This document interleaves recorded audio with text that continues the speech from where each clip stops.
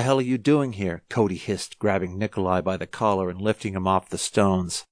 The muscles in his arm bulged, and Nikolai was momentarily distracted. He was a big man, maybe not as tall as some, but broad, with a body honed to perfection by dance and less savory pursuits. The fact that Cody, at a full head shorter, could manhandle him without breaking a sweat should not have been such a huge turn-on. Nikolai tore his eyes away from the straining fabric of Cody's coat and smirked. "Pretty Omega comes to say hi to Nikolai," he said, dragging the awful accent out for effect. "I swear to God, Ivanov, I will drag your ass back to the States and throw you in lockup." Cody's face was flushed and his lips were smeared with lip balm to ward off the cold winter air. Out of all the unfair things in Nikolai's life, the most unfair of them all was that this beautiful creature wasn't his. Humor fading abruptly, Nikolai untangled his coat from Cody's fist and climbed to his feet. "A little birdie told me that you were chasing your tail looking for a fox in the chicken coop." "Jesus, somebody stop teaching him English idioms," one of the guys muttered. Nikolai flipped them off with a tight smile. "Your arms dealer is in the river district, holed up with his girlfriend."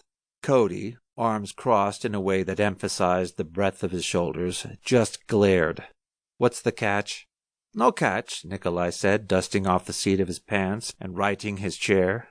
"I thought you might want the information, unless you'd like to continue your shopping tour of the markets of Eastern Europe." "Who pissed in his cornflakes?"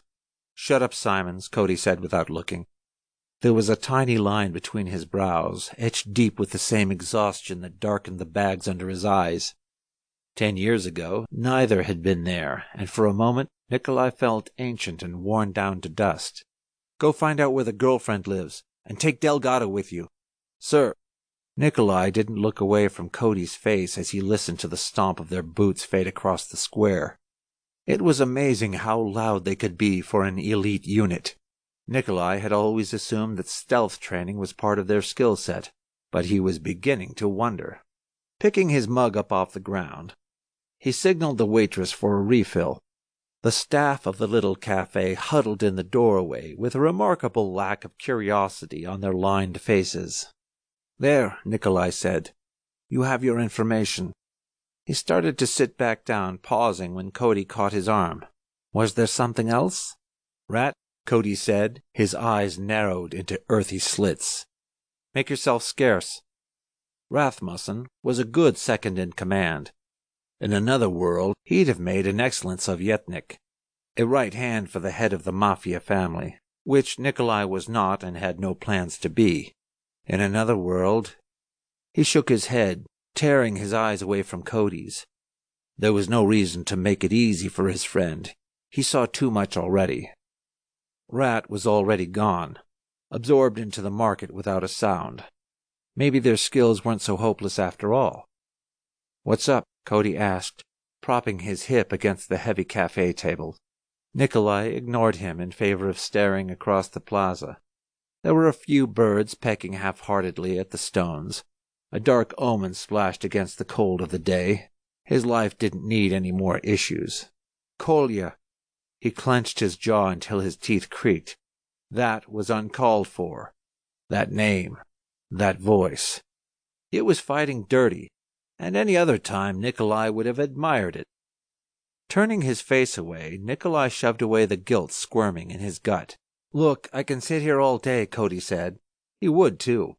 Nikolai hadn't forgotten that time in Prague when they'd literally spent all night glaring at each other across the hotel room. Around the time the clock in the square struck 4, Nikolai had given up. He was going to lose this time, too.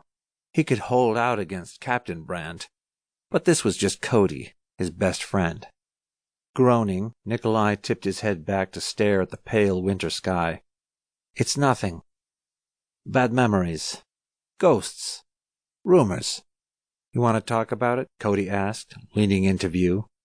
The lines around his eyes had relaxed, the scar from a drunken bet that creased his temple barely visible now. Had it been so long? They were getting old. "No," Nikolai said, then plastered on a cheap smile. "But if pretty Omega Boy is offering to console Nikolai, then we can work out something, yes?"